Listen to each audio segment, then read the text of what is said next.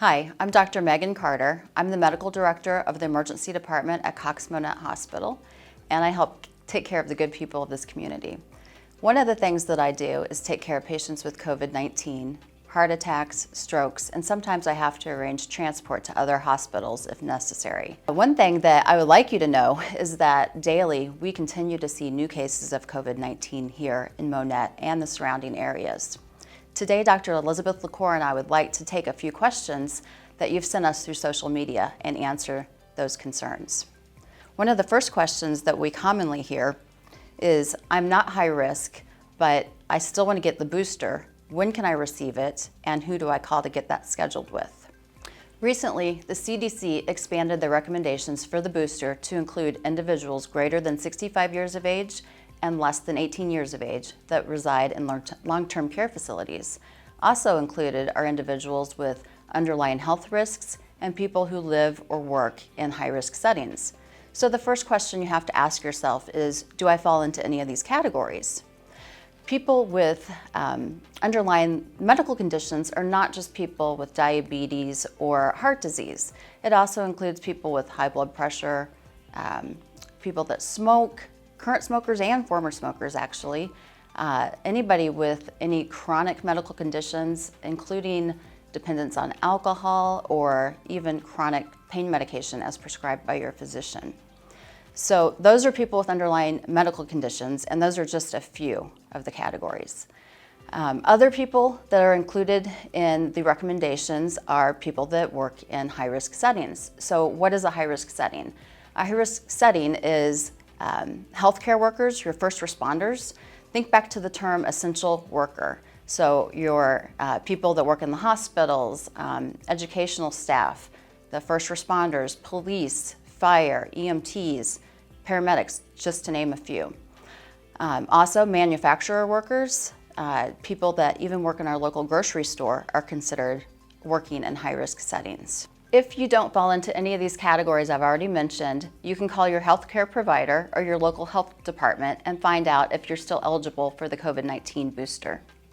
If you have been mentioned, it is recommended that you go ahead and get a booster. And if you've received the Moderna or the Pfizer vaccine, you can get your booster anytime 6 months or greater than your last vaccination. For those of you who received the Johnson & Johnson vaccine, you can get your booster anytime after 2 months since your vaccination. Remember that this vaccine is meant to prevent death.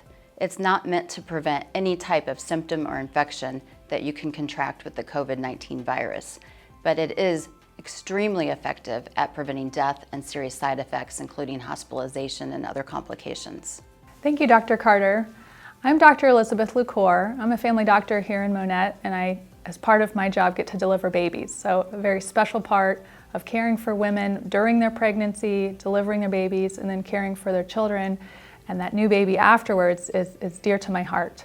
Second question is, I'm worried about infertility potentially associated with the COVID-19 vaccine. I hope to have children one day, and this concerns me. What can you tell me? So we definitely know more now than we did at the beginning of the pandemic. There was a study done at the beginning of the time period when the vaccine was becoming available. It was completed in Europe, and that physician researcher found that the spike protein, the mRNA spike protein that is in the vaccine, was very similar to a protein that related with egg and uterus and that reproductive process. So that was a concern. It was published. It's subsequently been disproven by several studies, and actually the researcher who published that initial study has redacted his findings because they are incorrect. So I'm really glad to reassure you that all of those questions have been taken seriously and investigated fully, and in my opinion, removed any concern that I would have for my patients and for you if you're thinking about your future reproduction. The Pfizer and Moderna vaccines are both mRNA vaccines. It's one of the cleanest vaccines that I have learned about over my career. There are only a few ingredients in an mRNA vaccine, and they are all degraded and digested in your body over a course of a couple days. So you get all that immunity with nothing left over. that's very reassuring in terms of long-term effects.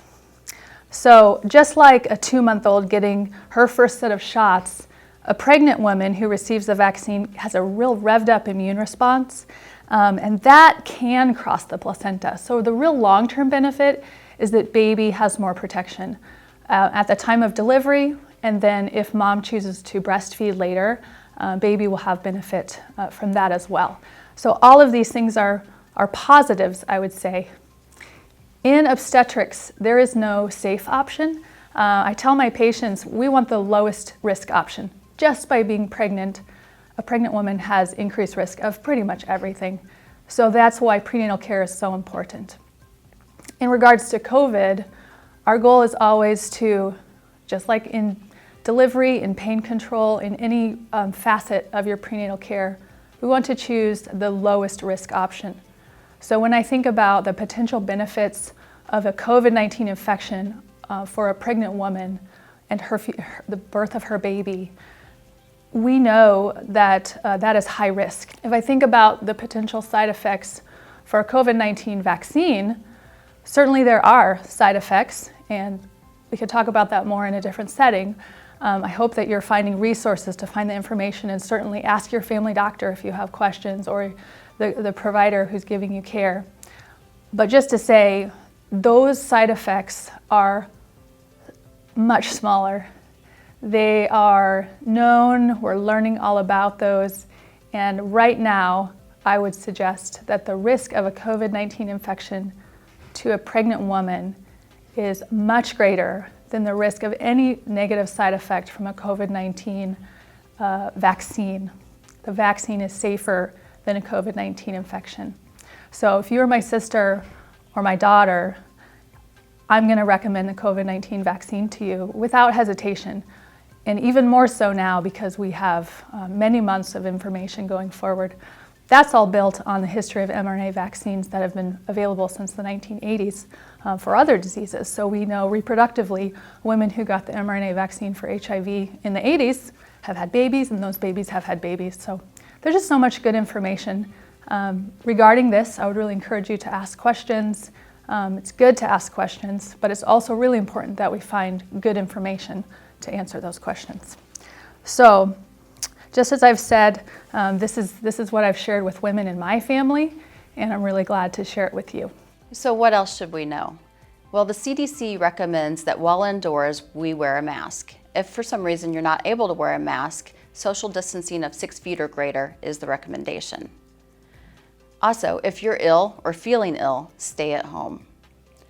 Winter's coming, and winter is a common time for other viral illnesses, including influenza. Last year, we saw very few cases of influenza, so we all did a great job keeping each other healthy. Now I'm going to throw this over to Dr. Elizabeth Lucore to finish up with our questions. So like Dr. Carter has mentioned, masking and spacing is a really important way to decrease disease, but the real solution is vaccination. Just like the polio pandemic, just like so many other diseases that we are fortunate not to have to deal with now, vaccination is the way we're going to move out of pandemic. So I would really encourage you to check around. You can receive a vaccination at the health department, many pharmacies here locally, and at the Cox Health Monett Clinic. You can call 354-1580 to set up an appointment. We have the Pfizer vaccine on Monday, Wednesdays, and Fridays. Pfizer boosters are available at our clinic. Moderna boosters are available elsewhere. Information is always changing, so make sure to call and check. And we're excited for those boosters. So in closing, it's been a really hard several years for everyone, for those of us in healthcare and for those of you at home and in our community. We're all going through this, and I'm really glad to tell you, I believe we will get through this together.